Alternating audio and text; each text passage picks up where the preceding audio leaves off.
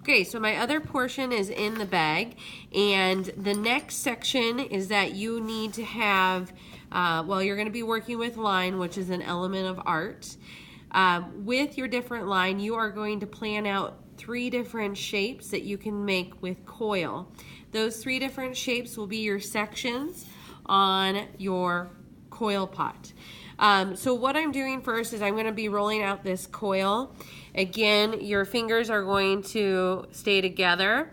Work in the center, do that swim stroke until it is round. Then you can use your whole palms like I stated before. Remember, your coil needs to be no thicker than your thumb, no thinner than your pinky. Okay, once I get this rolled out, then what you can do is you can put it off to the side to make sure to cover it if you're not going to be using it right away. I'm going to start thinking about my plan and my lines and how to develop those. So for instance, you can do a spiral. Okay, how you can do a spiral is take one end and you're going to kind of slowly turn it into itself and then keep on rolling. Okay, if you want the spiral to be on the bigger side, you'll need a longer coil. If you want it to be smaller, you'll need a smaller coil. So this is one optional shape that you can do. Say you want to do something like this, but you don't want it to be round, you want it to be more square. What you can do is hit it down on the countertop on all 4 sides to get a shape or a square shape. And then that could be one of your shapes that you use. Another thing that you can do is, again, I have some more coils rolled out. You can fold the coil. And again, it depends on how long you want them. And it can help you make this shape.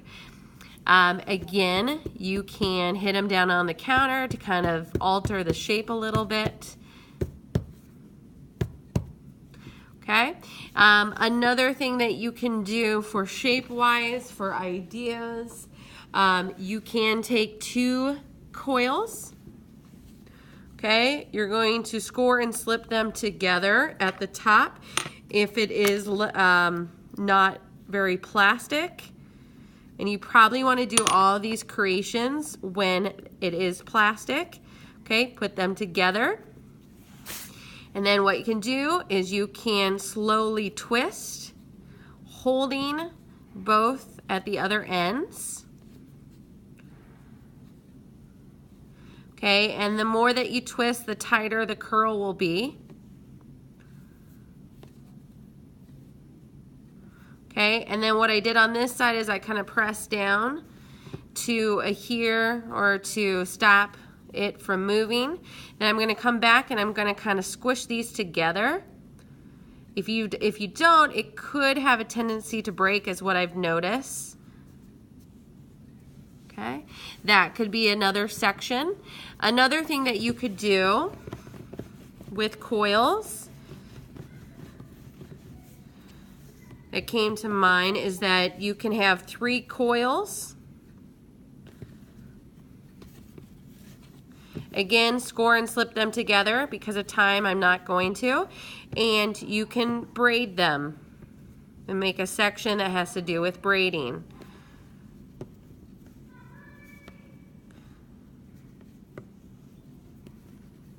Okay, again, when you get to the end, make sure to kind of squish them together. I like to squish them down a little bit. Okay, one more thing that you can do, and again, you guys might have different ideas than I do, but when you spiral it, so again, I'm going to do another example of spiraling, and again, I'm just folding or rolling the coil into itself. You could take a knife and cut it in half, so you have kind of like a rainbow shape. Okay, once you've figured out your sections and you've made at least one section, and what I mean is that you're going to make multiple of these shapes, and you want to make sure that they fit around your coil pot or the base and coil that you have started. So here's my shape and I want to attach it. I'm going to be scoring wherever I'm connecting it to the coil, roughing up the clay, and then adding my slip.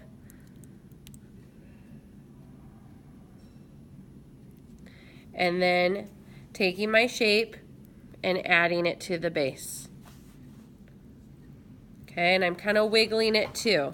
Now, to get this to stay so it doesn't fall, you're going to have to blend the inside.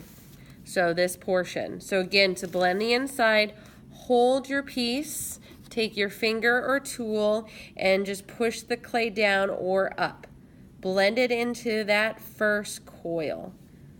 And again, we do this because it helps create a steady wall, and our walls are not fragmented. They're going to be one piece when we're done. All right, then my next one, and feel free to change the shapes. You don't have to have a consistent shape going around. You will need 3 different shapes though.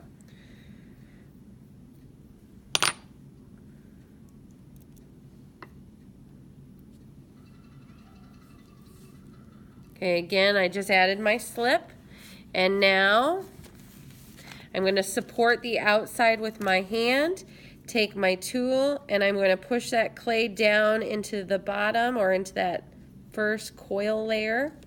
Now, another thing that I have to remember to do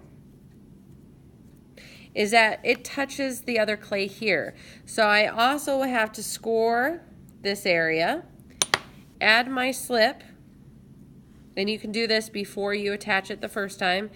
And I'm going to press it together. And I also have to blend this in too. So again, support on the outside and then blend the clay in. Now the best time to do this, of course, is when the clay is plastic. You know, when it gets past a little hard, it might be a little harder to add it to. So I'm going to cut this one in half. And again, it's going to go right here. So scoring where I want it to go, adding my slip and dabbing it on. And then adding my coil. Okay, supporting it from the back and blending it in. Don't forget to score where it meets the other one and add your slip. Okay, and then blend that together. Blending it into the base. Don't forget to do that. Again, if you don't blend it into the base, it more than likely is going to fall apart on you. Okay. All right, once you get that done, then the outside will have your coil shapes that you plan.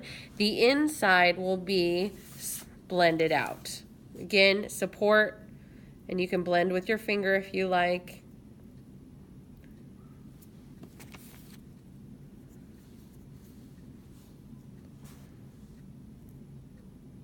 Okay, make sure to blend the two together here and then also to the base. So once I get my first layer on, then I can start on my second layer. So again, you have different options you can do, okay, and you're going to add them exactly like you did this layer. You can add, if you want to change the layers, you can roll out ball shapes. Remember, you don't want them too thick. And you can score and slip those on too as well. You can intermingle if you want kind of that whole idea, if you want to stack them on. You can have space in between if you want, but make sure to blend them together. If you don't, there's going to be some problems. So again, I would remove these, score and slip wherever it's touching, and then blend it out on the inside.